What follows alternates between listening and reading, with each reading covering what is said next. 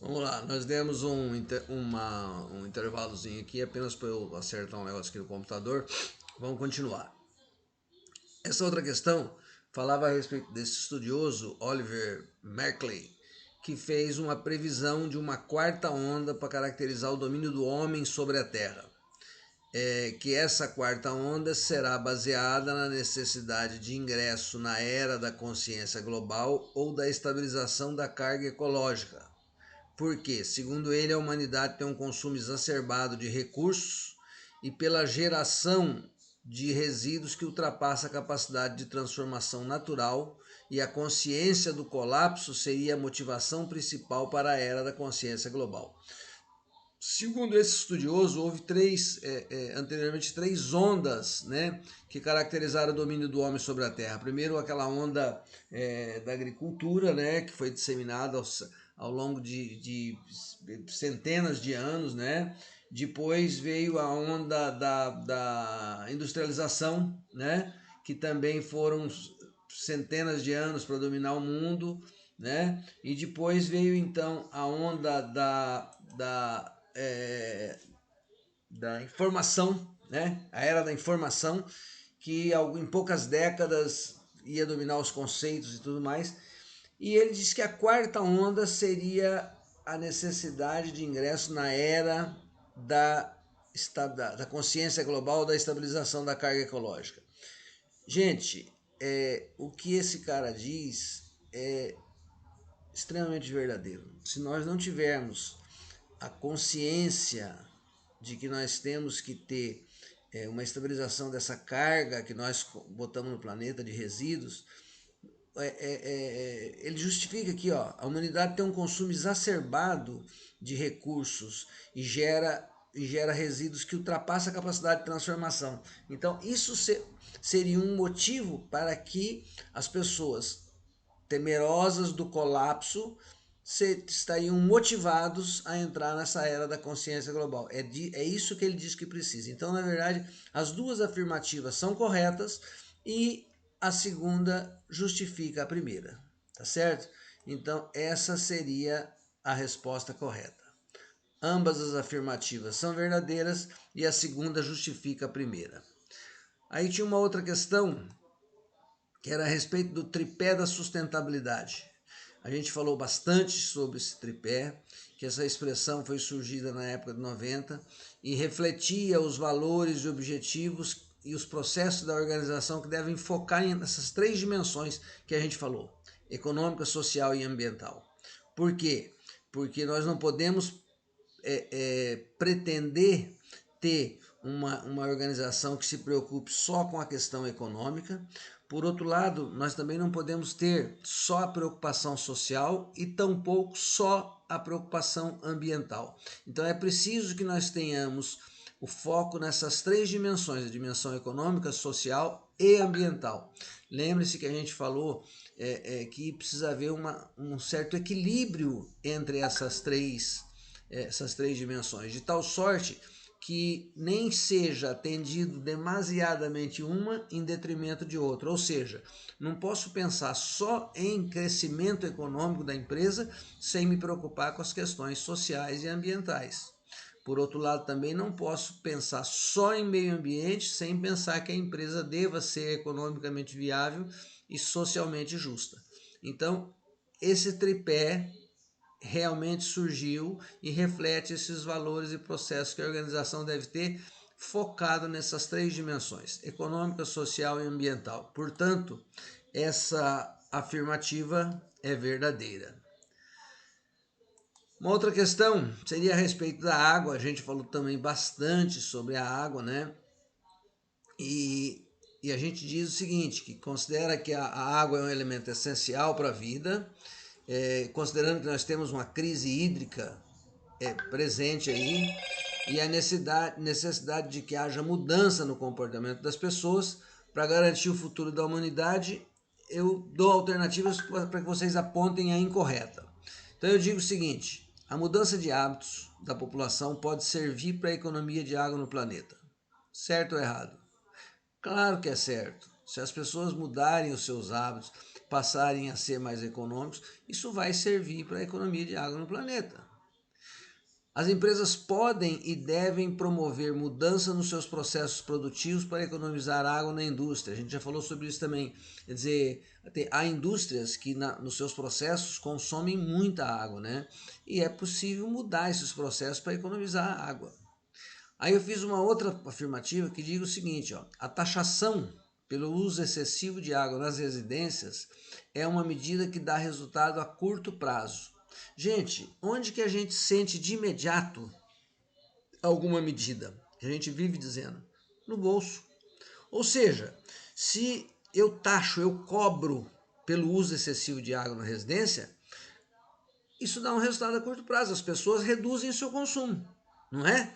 Por quê? Porque vão pagar mais. Então, essa taxação, ela dá um resultado a curto prazo, porque é de imediato, né? A pessoa gastou muito, vai ter que pagar por isso, vai se sentindo na obrigação de reduzir o custo. Então, está correto também. E eu digo que o trabalho de conscientização da população é uma medida efetiva, ou seja, é uma medida que serve, que é boa, mas com efeito a longo prazo. Isso também é verdade, porque a gente sabe que conscientização é mudança de cultura e as pessoas, mudança de cultura não se faz da noite para o dia. Para as pessoas passarem a ter consciência é algo que demanda tempo, para as pessoas irem absorvendo esses conceitos e tudo mais. Logo, as 4 afirmativas aqui eram corretas, portanto a resposta correta era nenhuma das alternativas anteriores. Beleza? Aí a gente falou sobre, lembra que a gente falou sobre crescimento e desenvolvimento lá atrás? E aí o que a gente estava falando sobre crescimento e desenvolvimento? A gente falou que você podia ter crescimento, mas o ideal é que você tenha desenvolvimento também. E o que a gente pensava com essa questão do desenvolvimento? Em outros valores. Então eu digo o seguinte, que o conceito de riqueza real da comunidade ultrapassa o entendimento de crescimento econômico, porque as pessoas valorizam outras variáveis, tais como emprego, educação, acesso à informação, saúde, segurança, liberdade, direito de escolha, qualidade social e ambiental, participação, lazer e equidade. Então, essa é a verdadeira riqueza real da comunidade. Não é só o crescimento, o poder de juntar bens. As pessoas também valorizam essas outras questões, como emprego, educação e tudo mais. Logo, essa era uma afirmativa verdadeira. Essa seria a resposta correta. A gente também falou sobre a gente falou sobre a Agenda 21, né? A Agenda 21 foi um documento que surgiu lá na Eco 92, né? Quando nós tivemos no Rio de Janeiro, reuniu-se o mundo para discutir a respeito disso e gerou um documento. Essa Agenda 21 foi um documento que estabeleceu a importância de cada país se comprometer e refletir globalmente e localmente sobre a forma pela qual o governo, empresas, organizações não governamentais, todos os setores da sociedade deveriam e poderiam cooperar no estudo de soluções para esses problemas. Isso é real, aconteceu, foi gerado esse documento que passou a se chamar Agenda 21. E nessa Agenda 21 foram eleitas algumas ações prioritárias. E eu digo que nesse contexto foram eleitas ações prioritárias como Programa de Inclusão Social, Sustentabilidade Urbana e Rural e o desenvolvimento de técnicas que priorizem o máximo de produtividade nas empresas. Vocês acham que isso é verdadeiro ou é falso? Eu digo para vocês que parte disso é verdadeiro, tá?